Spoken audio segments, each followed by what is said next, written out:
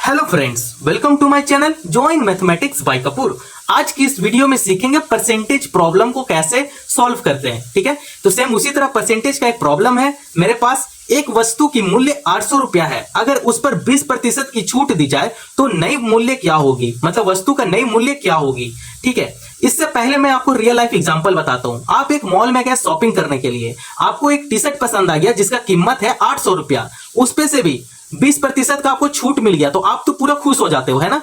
ये और क्या चाहिए जिंदगी भर में। ठीक है, देखो, लेकिन जो वो पेमेंट मांग रहा है, जो आप उसे कितना दोगे ये पता आपको नहीं है। आप यहां तक कि कैलकुलेट भी कभी नहीं करते हो। मैं अगर गलत बोल रहा हूं तो आप कमेंट में आप जरूर हाँ या ना लिख सकते हैं। 640 मांग लेता, आप 640 उसे दे देते हो।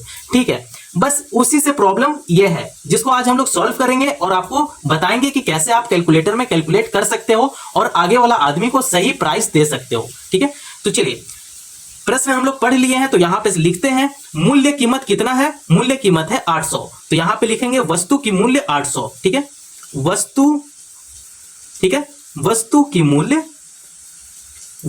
मूल्य 800 रुपया है। ठीक है, चलिए, अब इस पे से छूट कितना दिया गया, 20% का छूट दिया गया, तो यहां पे लिखेंगे छूट। छूट कितना का है, 20% का छूट है। ठीक है, अब यहां पे छूट की रकम निकाल लेंगे। ठीक है, छूट की रकम, ठीक है, 800 में से अगर 20% का छूट दे रहा है उसका रकम निकालेंगे। तो यहां छूट की रकम कैसे निकालते हैं, देख लो यहां पे। चलिए, छूट की रकम निकालेंगे। 20% का 800, मतलब 800 का 20% कितना होगा उसका निकालेंगे पहले। छूट की रकम तभी आएगा। तो 20 बटा परसेंट हटकर नीचे क्या हो जाएगा, 100 हो जाएगा। का के जगह पे हम लोग किसका साइन यूज करते हैं, मल्टीप्लाई का साइन यूज करते हैं। 800 है, यहां पे 800 लिख देंगे। अब ये 2 जीरो से 2 जीरो को कैंसिल करेंगे, क्या बचकर आया यहाँ पे, 20 गुना 8 आया। 8 दूनी कितना होता है, 16 होता है, तो 160 आ गया।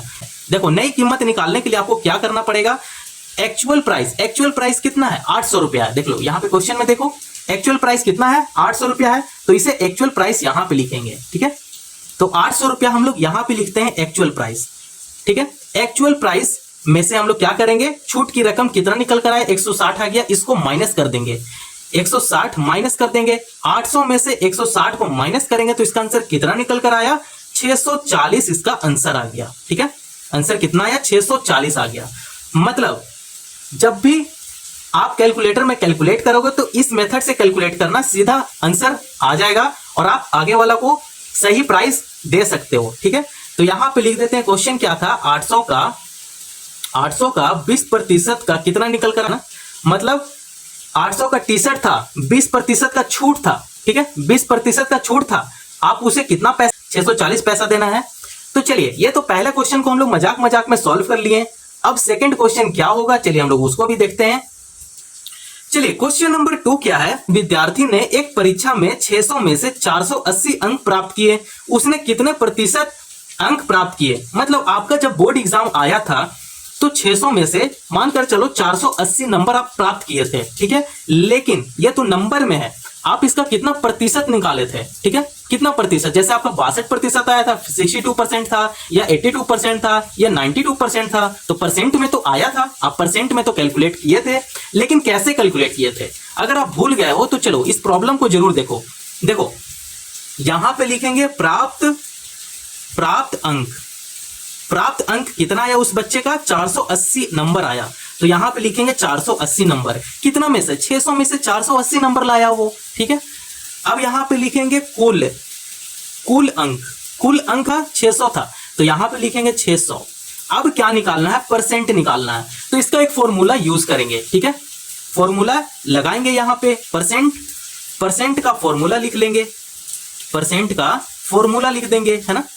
अब यहां पे परसेंट का फॉर्मूला क्या होता है, देखो प्राप्त अंक, ये हो जाएगा प्राप्त अंक बटा कुल अंक। ठीक है, प्राप्त अंक बटा कुल अंक हो जाएगा, गुना 100। ठीक है, अब देखो उस बच्चे ने प्राप्त अंक कितना प्राप्त किया, 480 नंबर वो प्राप्त किया। यहां पे लिखेंगे 480 बटा कुल अंक कितना था, 600 था, यहां पे लिखेंगे 600 गुना 100 है, यहां पे गुना 100 कर लेंगे, है ना। अब ये 2 जीरो से 2 जीरो को कैंसिल कर देंगे, क्या बचकर आया 480 बटा में 6 आ गया। ठीक है, तो यहां पे लिखेंगे 480 बटा 6 हो गया। अब डिवाइड करने के बाद कितना आंसर आएगा, इसका आंसर आएगा 80%। ठीक है, कितना आंसर आएगा 80%। मतलब यहां पे परसेंट लिख देते हैं, उस बच्चे ने 600 नंबर में से 480 नंबर वो लेकर आया।